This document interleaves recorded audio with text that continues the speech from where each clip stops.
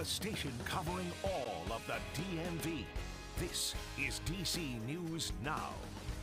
And coming up on the news at noon, wildfires in Canada are causing air quality concerns along the East Coast, including in the DMV. How it's impacting people across the region and how you can protect yourself.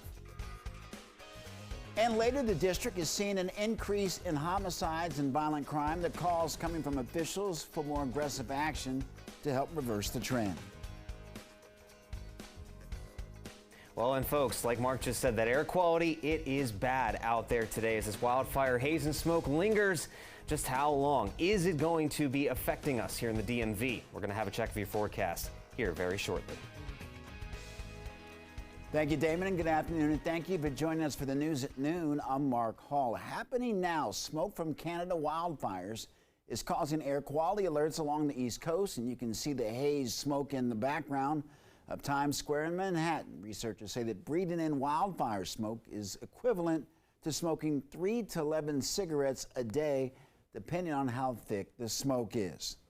And taking a live look outside in Washington, D.C., of course, you're looking at the National Cathedral, and you could see that smoke or that haze blanketing parts of the DMV as well, and you can barely see the National Cathedral behind you, or at least in the foreground. Meteorologist Damon Madsen joins us now. And Damon, obviously, you know, when we're talking about this haze, it's stronger, I guess, or thicker up there in New York and the closer you get to Canada, but there are still concerns here in the DMV. Exactly right, Mark. This is almost the perfect setup, to use a little bit of a term. If we didn't have the weather pattern the way it is, we wouldn't be seeing all of this smoke. But unfortunately, it is continuing to be a bad situation, extending from where those wildfires are in Canada all the way down here into the DMV. Once again, those wildfires are burning away in parts of Ontario and Quebec. All of this red right here are those massive wildfires that they still have not been able to get under control. They are burning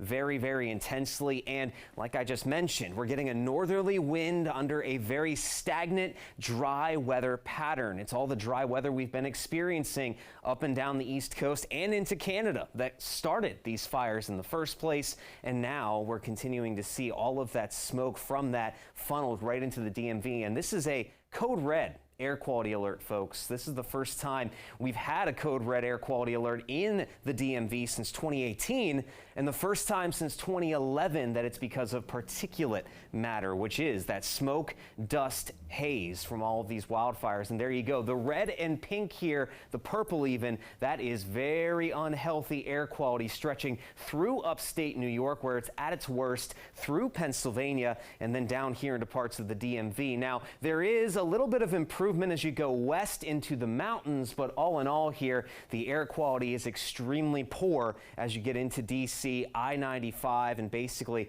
right toward the Chesapeake Bay. Things are not looking to improve for a little while longer indeed. There it is, that code red air quality alert. Very unhealthy air out there for everybody. Even if you don't have breathing concerns, that air is not good for you to be breathing in. So if you can avoid being outside today at all, you should definitely stay indoors and definitely avoid any sort of strenuous outdoor activities. There it is, hazy skies, nothing much changing as we go through the afternoon. So it's been a stagnant weather pattern, like I mentioned. That's what's led to this. Do we finally see things improve by the time we get into at least the weekend? Well, we'll have a full check of that forecast here in just a bit. All right, Damon, thank you. PG&E has some tips on staying safe in poor air quality. They say to stay indoors with your windows and doors closed and avoid long periods of heavy exercise outside. Set your air conditioning to recirculate so smoke does not enter your home, and stay hydrated to keep your throat from getting irritated from the smoke in the air. We're following this story all day, and we'll have much more on its impact coming up on DC News Now at 4.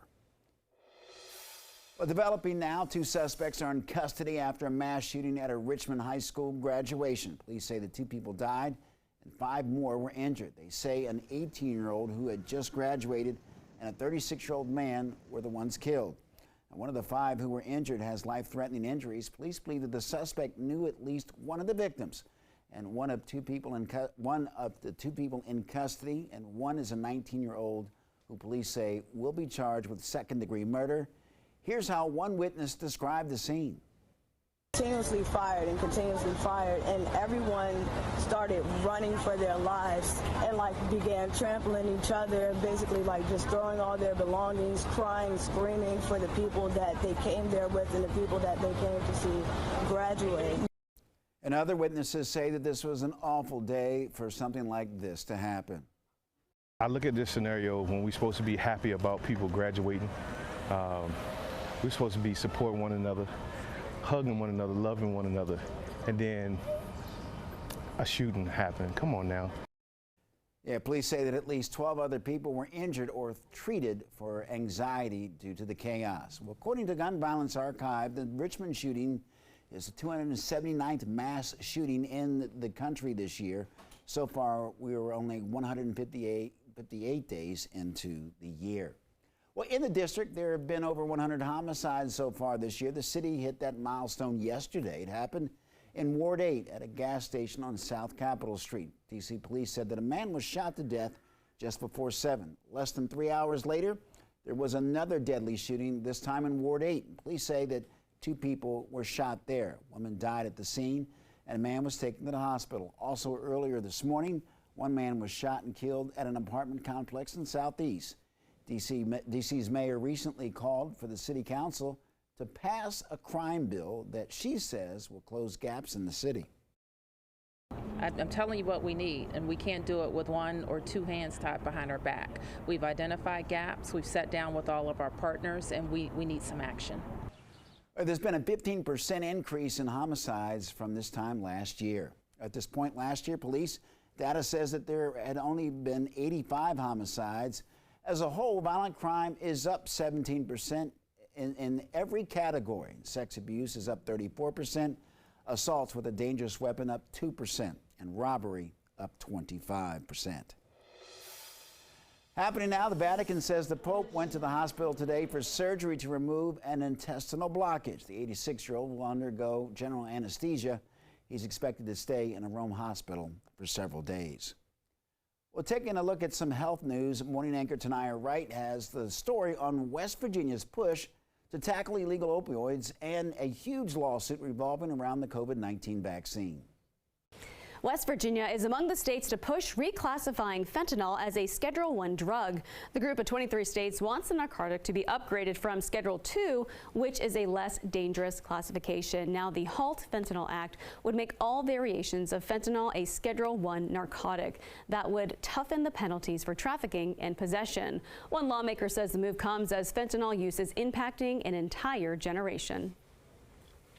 I just can't say strongly enough how many of our children are killed in the ages that you know, it's our young people, it's the adults that were coming up. They're just wiping out a generation is what they're trying to do. That Congresswoman is also calling for more secure borders. She says most of the Chinese-made fentanyl comes into the country through the Mexican drug cartels. In other health news, the pharmaceutical giants Moderna and Pfizer BioNTech are accused of stealing a patented method to make the COVID-19 vaccine. The smaller pharmaceutical company Promosum is suing the companies for patent infringement. Now, they say that they created the technology behind the vaccine back in 2009. The first lawsuit claims Promosum shared information about the vaccine with Moderna back in 2013. The second lawsuit claims the company disclosed the patent technology to Pfizer BioNTech in 2015. They say Moderna and Pfizer did not properly license the technology. And in the DMV, more than 77% of people who are in Virginia have been fully vaccinated with either Moderna or Pfizer. Around 80% of Marylanders and people in the district have been fully vaccinated, and about 60% of people in West Virginia got the vaccine. Tanaya Wright, DC News Now. Tanaya, thank you. In our schools, people in Washington County are weighing in on a plan to consolidate 2 elementary schools near Williamsport. The change would turn Hickory Elementary and Fountain Rock Elementary into one school. Officials say that they're concerned for student safety because of the condition of the buildings. Some families say the schools are inherent pieces of their community. We've got 2 different schools that are small, community-oriented schools, which is an inherent benefit to be able to have those community playgrounds and also 2 spaces for local sports teams to be able to do things on the weekend. A decision on the plan will come later this month. If approved, construction could start in the fall of 2025. Well, West Virginia is among the top states for racial diversity in education. That's according to a Wallet Hub study comparing every state. They compared the difference in college degrees, test scores, and graduation rates between white and black Americans. Looking around the DMV, West Virginia came in at number 3. Maryland fell lower on the list, down at 35, and Virginia was just under 37. D.C. was not included in the survey.